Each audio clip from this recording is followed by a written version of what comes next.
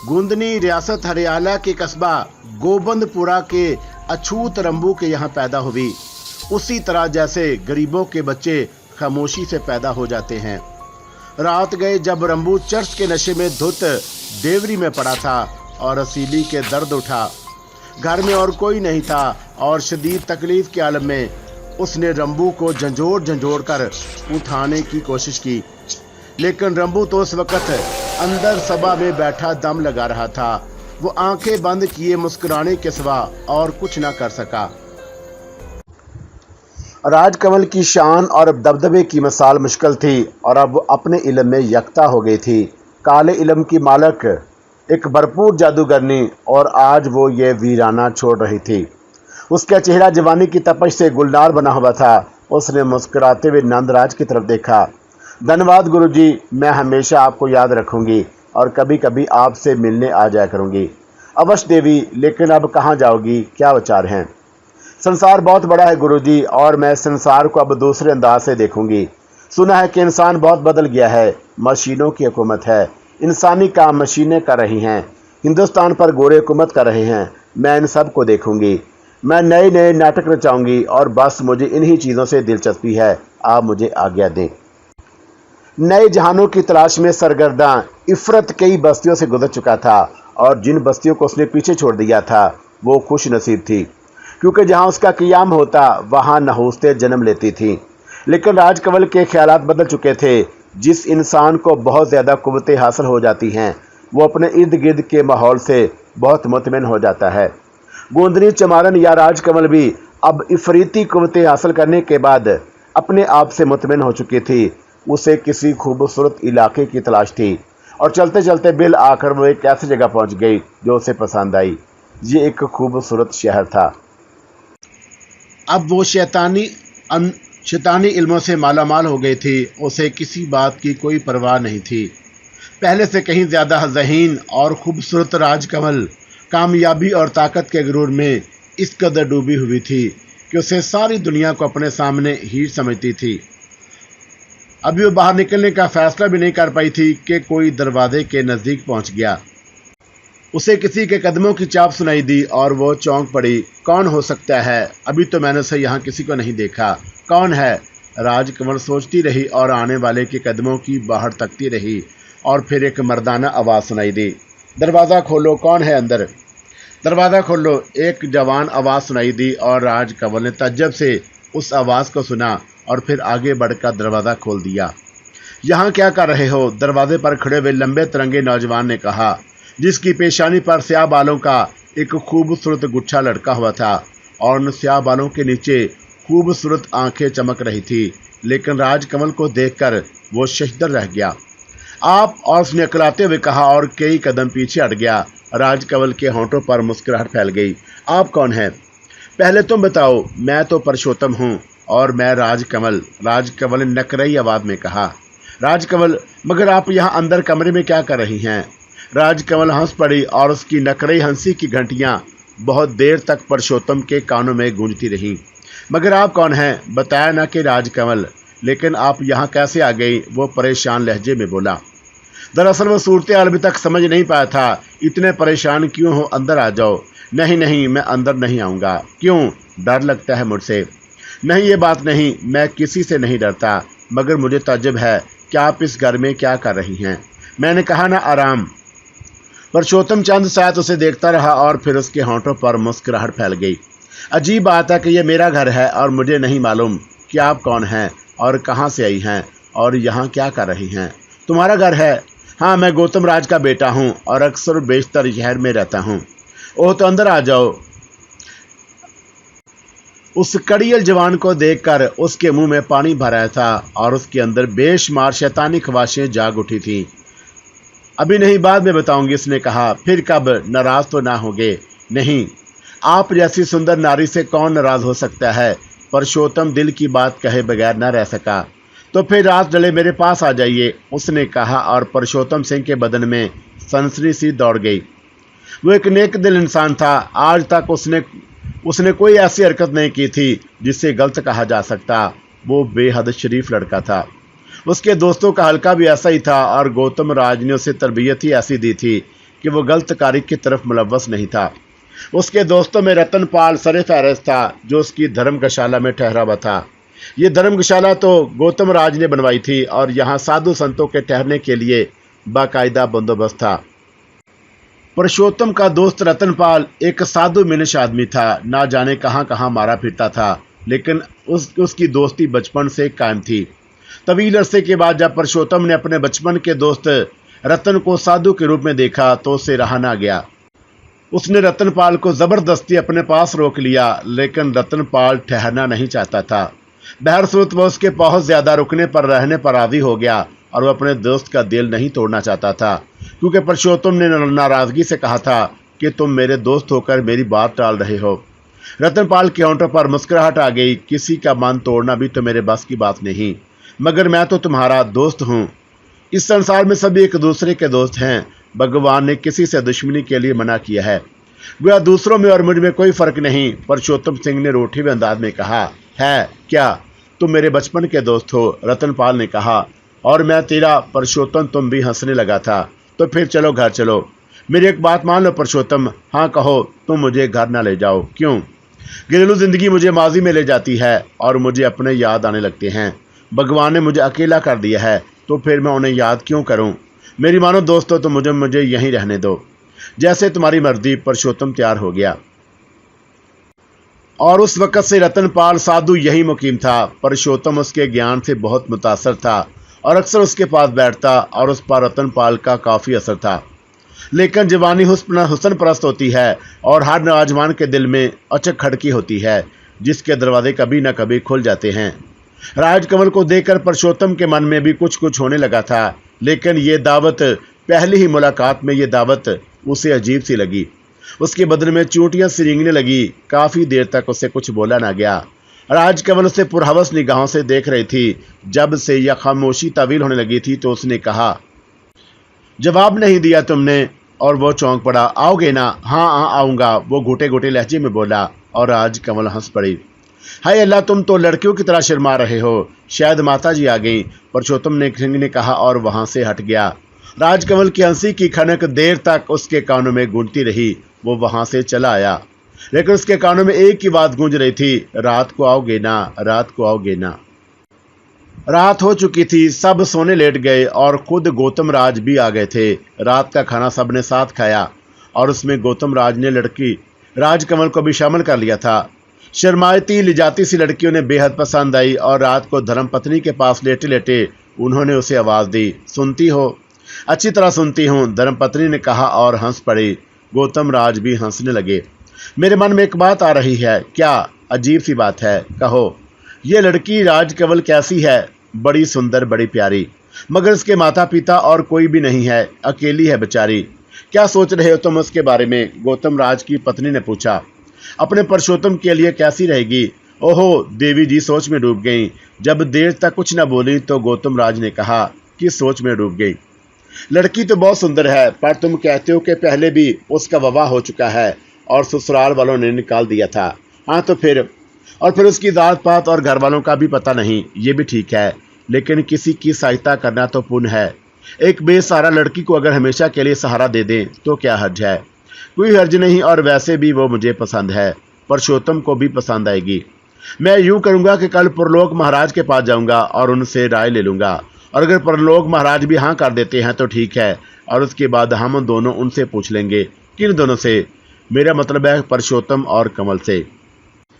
दूसरी तरफ पुरुषोत्तम बिस्तर पर करवटें बदल रहा था। राजकमल की आवाज़ दरो दीवार से उभर रही थी। पुरुषोत्तम आ जाओ, मैं तुम्हारा इंतज़ार कर रही हूँ। और फिर पुरुषोत्तम पहुँच गया। और इतनी देर में आए हो? मैं कब से तुम्हारी राह तक रही थी। मुझे डर लग रहा था। पुरुषोत्तम बोला। मर्द होकर डरते हो? हाँ, किससे डरते हो? तुम्हारी इज्जत से। तुम नारी हो, बदनाम हो जाओगी। जवानी इन बातों की क्या परवाह करती है? मगर लोग क्या कहेंगे? क्या कहेंगे? यही कि हमने तुम्हें पनाह दी और तुम्हारी इज्जत लूट ली। लोगों को पता ही कब चलेगा। फिर भी देवी। छोड़ो पुरुषोत्तम, आओ मेरे पास आ जाओ, और मैं वचन देती हूँ कि कोई हमें नहीं देख सकेगा, कोई यहाँ फटक भी नहीं सकेगा, और अगर कोई आ भी गया तो अंधा हो जाएगा। वो कैसे? बस मैं जो कह रही हूँ, राजकमल ने पूरे एतमाद से कहा और मुस्कुराने लगी। उसकी आंखों से नशा छलक रहा था। पुरुषोत्तम के जवान बदन में चिंगारियां सी भरी जा रही थी। लेकिन शरीफ नौजवान था, खुद को संभालने की कोशिश कर रहा था। अभी तक सोच में डूबे हुए हो और परशोत्तम चौंक पड़ा। राजकमल से अब इंतजार नहीं हो रहा था। ये कड़ियल जवान अभी तक उसकी दस्तरस से बाहर था। उसके दिल में खून की प्यास जाग रही थी। परशोत्तम सिंह के चौड़े चकले बदन का बोझ खुद पर गिराना चाहती थी और उसके बाद उसका ताज़ा ताज़ा खून वो होंठों पर जुबान फेरने लगी और गैर इख्तियारी तौर पर परशोत्तम की निगाह उसकी तरफ उठ गई और उसी लम्हे उसे यूं महसूस हुआ जैसे उसकी बदन की कुव्वतें सलब हो गई हों और वो साकत रह गया। राजकमल खुद ही उसकी तरफ बढ़ गई और वो परशोत्तम सिंह से लिपट गई थी, लेकिन दूसरे ही लम्हे उसके बदन में अंगारे भर गए और उसे यूं महसूस हुआ जैसे उसके पूरे बदन में आग लग गई हो। उसने बेमुश्किल चीख रोकी थी और दूसरे लम्हे वो तड़प कर अलग हो गई। परशोत्तम, और उसने करब से आवाज़ दी और वो भी चौंक पड़ी। ये तुम्हारे बदन में क्या है परशोत्तम? क्या है देवी? कुछ है ज़रूर। और वो तकलीफ से जुझरी लेकर बोली और परशोत्तम होश में आ गया था। अपना लिबास उतार दो परशोत्तम। और परशोत्तम का चेहरा बबूका हो गया। ये पाप होगा देवी, ये पाप होगा। परशोत्तम, तुम शायद उसके और उसकी आंखों के सैर से आज़ाद हो गया था। तुम पाप और पुण्य के चक्कर में पड़े हुए हो और मैं तड़प रही हूँ। जल्दी करो और मेरी आंखों में देखो। और गैर इख्तियारी तौर पर परशोत्तम ने फिर उसकी आंखों में देखा और उस पर फिर से सहर तारी हो गया। अब मेरे हुक्म की तामील करो। और परशोत्तम के हाथ अपने आप उसकी तरफ बढ़ गए और चंद लम्हात के बाद वो बेलिबास था और राजकमल की दीवानगी अरूज पर पहुंची जा रही थी। वो आगे बढ़ी और उसकी निगाह परशोत्तम के गले में पड़े हुए एक तावीज़ पर पड़ी और वो चौंक पड़ी। परशोत्तम, हाँ देवी, ये क्या है? कहाँ?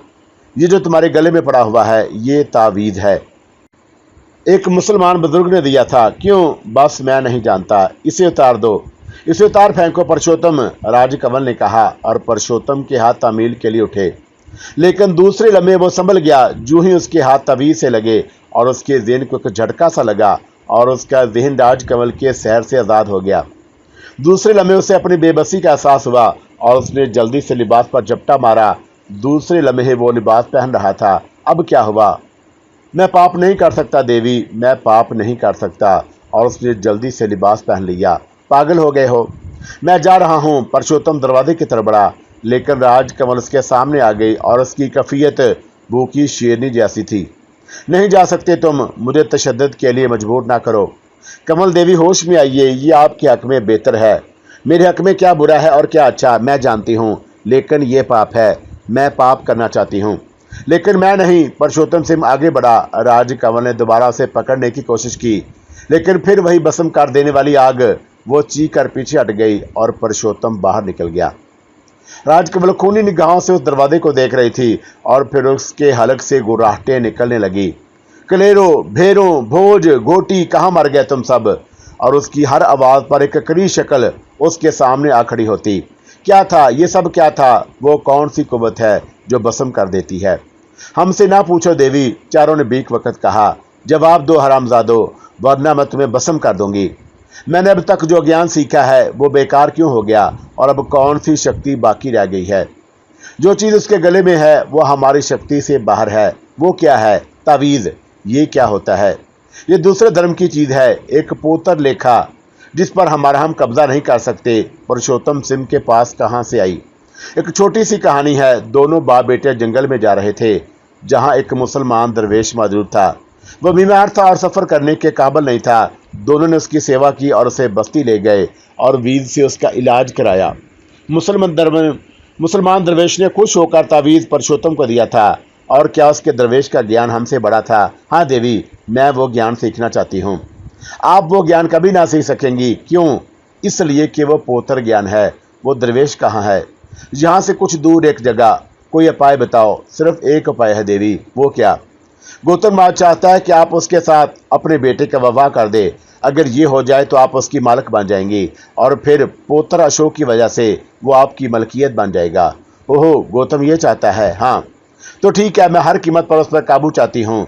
मैं परशोत्तम को ज़रूर हासिल करूँगी। जाओ, तुम सब बेकार निकले। लेकिन परशोत्तम, राजकमल किसी नई सोच में डूब गई।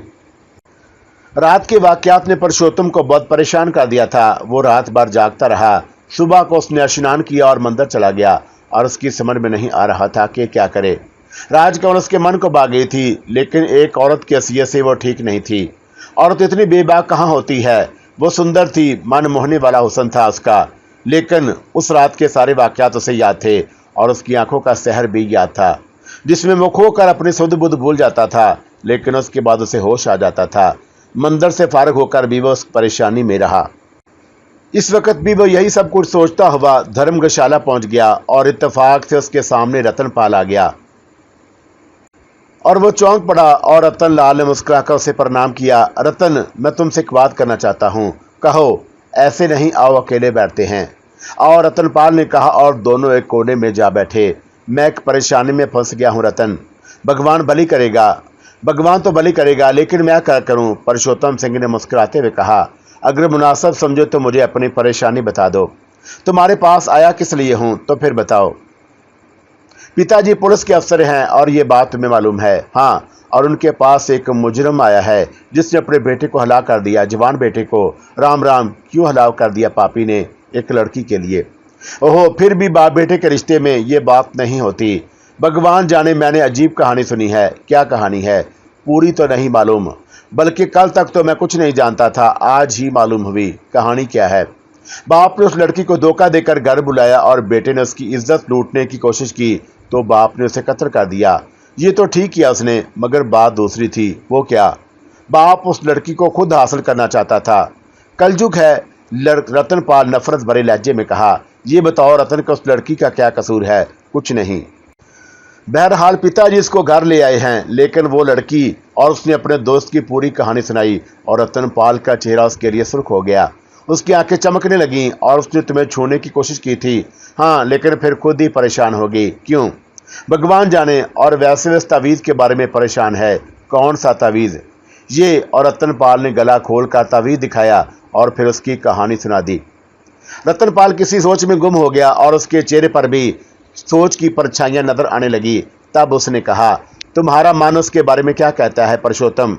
क्या बताऊं रतनपाल, अजीब सी हालत है और उसकी सुंदरता मुझे बहुत पसंद है। मन उसकी तरफ खींचता है, पाप भी अच्छा नहीं लगता। आज भी तुम उसके पास जाओगे? हाँ, तो मेरी एक बात सुनो। क्या? उसे अपने पास आने देना और ये तावीज़ उसके बदन से छूने की कोशिश करना, फिर देखना क्या होता है। मैं नहीं समझा रतनपाल। अभी समझोगे भी नहीं, बस मैं जो कुछ कह रहा हूँ उसी तरह करना। और वैसे भी ये तरह के ये तावीज़ गले से मत उतारना। इस तावीज़ में क्या है? किसी की दुआ और तुम्हारी अकीदत। रतनपाल मुस्कुरा दिया। मगर वो तो हमारे धर्म से भी नहीं थे। कौन? वो दरवेश। रतनपाल बोला। और मैं उसी की बात कर रहा हूँ। इससे क्या फ़र्क पड़ता है पागल? और ये धर्म भगवान की बड़ाई का विचार करता है और बड़ा वही है। उसके नाम की बड़ाई से कौन इनकार कर सकता है? उस फकीर ने जो कुछ तुम्हें दिया है, कुछ होकर दिया है और तूने अकीदत से उसे रखा है। ये काफ़ी है परशोत्तम, और इतना ही काफ़ी होता है। हाँ, ये तो ठीक है, लेकिन फिर वही सवाल है, उससे क्या होगा? जो कुछ होगा आकर मुझे बता देना। बस मेरे मन में एक शुबा है। कैसा शुबा? और मुझसे अभी उसके बारे में मत पूछो परशोत्तम। अभी मैं तुझे कुछ नहीं बताऊंगा। हाँ, कर सकता है तो एक काम और कर दे। बोल रतनपाल। मुझे उस आदमी से मिला दे जिसने अपने बेटे को कत्ल किया है। और उससे मिलकर क्या करोगे? अपने शुबे की तस्दीक। न जाने कैसा शुबा है तुम्हें। बहरहाल ठीक है, कब मिलोगे उस आदमी से? परशोत्तम ने पूछा। जितनी जल्दी हो सके, मुमकिन हो सके तो अभी। ठीक है, पिताजी थाने पहुंच चुके होंगे, तैयार हो जाओ। साधुओं की तैयारी चलो, रतनपाल ने कहा और परशोत्तम उसे साथ लेकर चल पड़ा। और थोड़ी देर के बाद वो दोनों थाने पहुंच गए। गौतम राज वहां मौजूद थे और रतनपाल से एक बार पहले भी उनकी मुलाकात हो चुकी थी। उन्होंने उस साधु को बड़ी तकरीम से बिठाया। मैं क्या सेवा कर सकता हूं महाराज? गौतम राज ने पूछा और रतनपाल की बजाय परशोत्तम बोल उठा। ये उस आदमी से मिलना चाहते हैं पिताजी, जो कत्ल के इल्जाम में आया है। अरे पगले, यहाँ तो कई कातिल मौजूद हैं। मिनज की दीवानगी बहुत बढ़ गई है। भगवान के दिए हुए जीवन को छोड़कर वो भगवान बनने की कोशिशों में मसरूफ़ है। तुम कौन से कातिल की बात करते हो? वो जिसने बेटे को कत्ल किया है। गर्दन लाल की बात कर रहे हो? हाँ ठीक है, उसकी कोठरी में चले जाओ। और पापी को जो करना था कर बैठा है, अब कर्मों को रो रहा है। इंसान कितना चालाक है, खुद बुरे काम करता है और फिर सारा दोष कर्मों पर डाल देता है। जाओ मिल लो उससे। और गौतम राज ने सिपाहियों को हिदायत की और वो कातल की कोठरी तक बढ़ गए। थोड़ी देर के बाद वो गर्दन लाल के सामने थे। गर्दन लाल की हालत खराब थी, रो रो कर अपनी बेनाई खो बैठा था। उन्हें देखकर वो आंखें मलने लगा। कौन हो तुम लोग? तुमसे मिलने आए हैं गर्दन लाल, रतनपाल बोला। देखने आए हो मुझे? हाँ, मैं ही गर्दन लाल हूँ, और मैं ही हूँ वो पापी जिसने अपने हाथों से अपने 24 साल की कमाई गंवा दी। हम तुमसे कुछ पूछना चाहते हैं गर्दन लाल। पूछो, सच सच बताओगे? अब झूठ बोलकर क्या करूंगा भाई? किसके लिए झूठ बोलूंगा? वो औरत तुम्हारे पास कब आई थी? इतना तो याद नहीं भाई। क्या उसने खुद तुमसे अपने पनाह की दरख्वास्त की थी? हाँ, और फिर तुमने क्या किया? मेरी नीयत खराब हो गई थी और मैंने घरवाली को भेजकर उसे घर में डाल लिया। क्या तुमने उसके साथ कोई रात गुजारी थी? जैसी रात तुम पूछ रहे हो वैसी नहीं गुजारी। न जाने क्या बात थी, और जब भी मैं उसके पास जाता वो मुझे देखती और मुझे नींद आ जाती। ओहो! और रतनपाल की आंखें चमकने लगीं और फिर उसने गर्दन हिलाते हुए कहा, बस मैं यही मालूम करना चाहता था। ये क्या बात हुई रतनपाल? तुम नहीं समझोगे पुरुषोत्तम, तुम नहीं समझोगे। रतनपाल पुरख्याल अंदाज में बोला और वो खामोश हो गया। गौतम राज पुरलोक महाराज की खिदमत में पहुंच गए। ये एक 70 साला सन्यासी बाबा थे जो ज्योतिष भी जानते थे और उनकी बड़ी धूम थी। थानेदार जी को देखकर वो मुस्कुराए। क्या बात है गौतम जी? एक जरूरी काम से आया हूँ महाराज। कहो। एक लड़की है, बड़ी सुंदर, बेसहारा है और मेरे घर में रह रही है।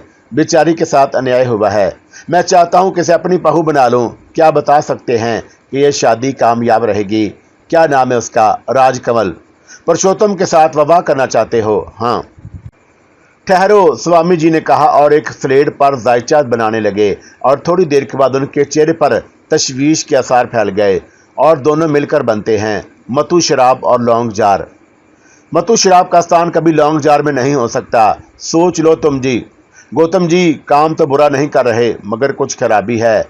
इस दोनों में से एक का जीवन जाएगा। ओहो! और गौतम राज चौंक पड़े। गोया ये शादी ठीक ना होगी।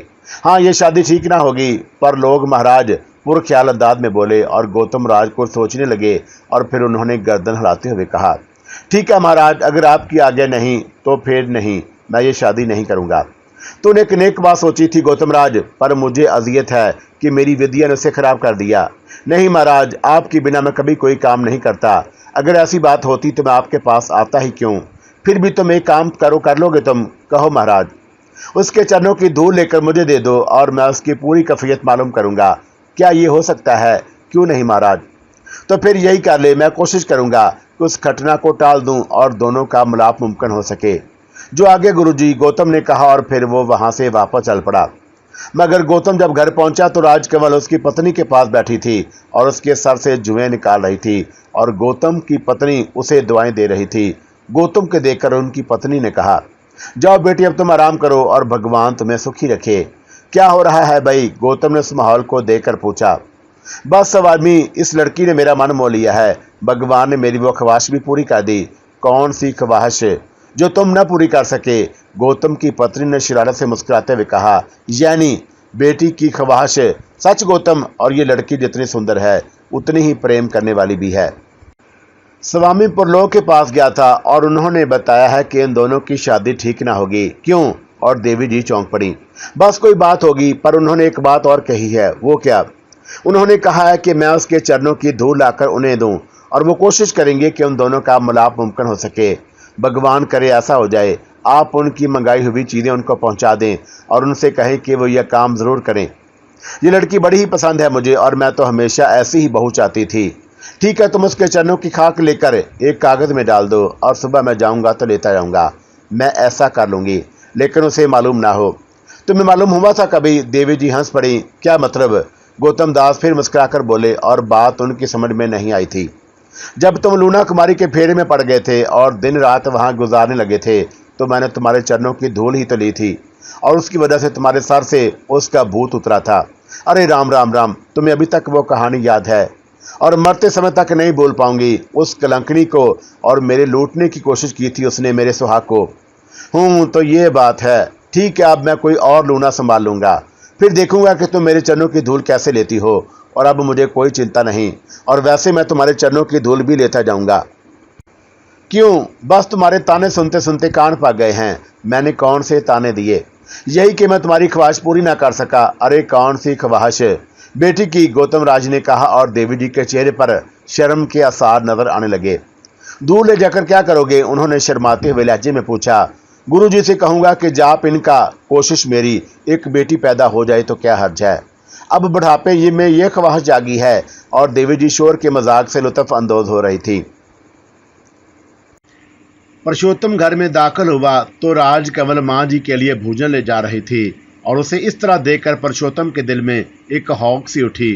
कैसी सुंदर, कैसी कोमल लड़की है, लेकिन अगर वह उसके अंदर बेबाक ना होती तो। और फिर उसे रतनपाल की कैफियत याद आ गई। रतनपाल एक साधु मनुष्य था और उसे संसार की बातों से ज्यादा दिलचस्पी नहीं थी, लेकिन ना जाने क्यों वो राजकमल में दिलचस्पी लेने लगा था। राजकमल की निगाह भी उस पर पड़ गई, लेकिन उसने मुंह बनाकर उठने का इशारा किया था और फिर अंदर चली गई। फिर रात को सब लोग सो गए थे और वो बेधड़क अंदर दाखिल हो गया और दरवाज़ा आज भी खुला हुआ था। राजकमल मसहरी पर दराज थी और उसे देखकर उठ गई और उसने एक चिपकी हुई धोती बांध रखी थी। उससे उसकी गुलाबी बदन के नकूश नुमाया थे। एक लम्हे के लिए पुरुषोत्तम के हवास गुम हो गए, लेकिन फिर उसने खुद को संभाल लिया। कमल, क्या बात है? सोई नहीं अभी तक? नहीं। क्यों? बस मेरी मर्जी। दरवाज़ा भी खुला हुआ था। हाँ। किसके इंतज़ार में? पुरुषोत्तम ने पूछा और राजकमल उसे देखने लगी। फिर मुंह बनाकर बोली, जानते हो तो क्यों पूछ रहे हो? भला मैं क्या जानूं? तब मैं नहीं बताऊंगी।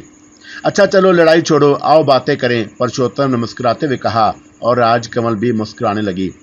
पुरुषोत्तम तुम उसके पास बैठ गया था और राजकमल की निगाहें उसका सीना टटोलने लगी।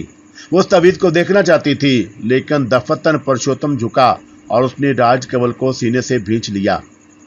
वही नाकाबिले बर्दाश्त झटका, वही आग राजकमल के पूरे बदन में दौड़ गई और उसने शैतानी जोर लगाकर पुरुषोत्तम को पीछे धकेल दिया।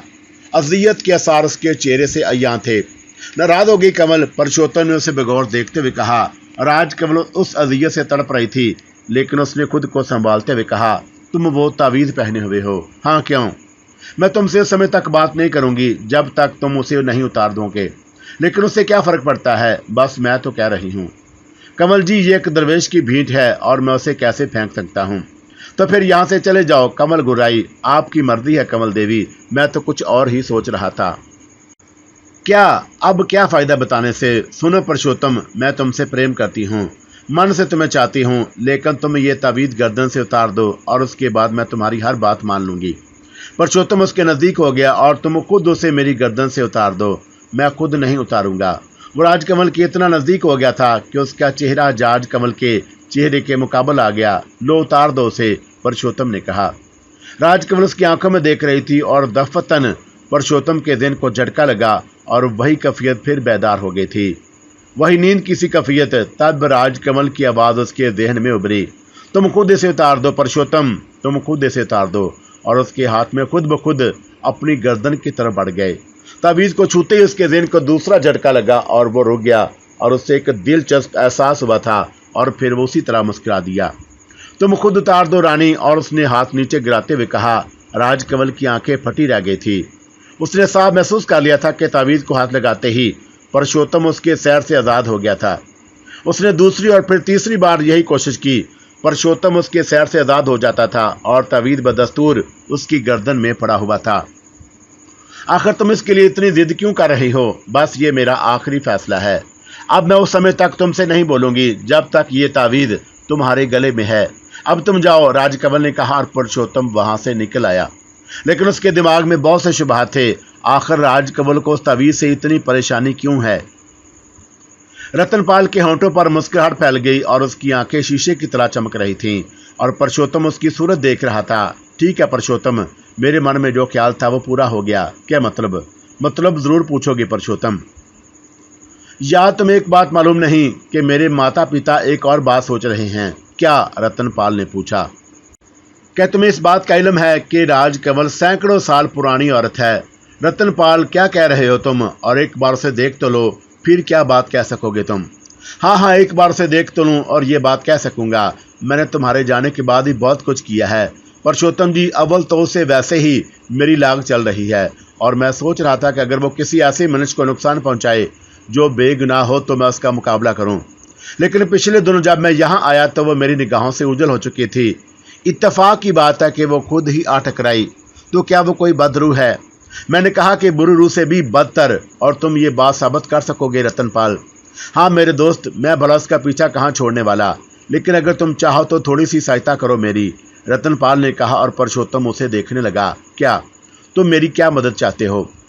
यूं करो कि किसी बहाने से उसे पृथ्वी मंदिर में ले आओ। ओहो, परशोत्तम ने गहरी सांस ली। अव्वल तो वो मंदिर में आएगी ही नहीं।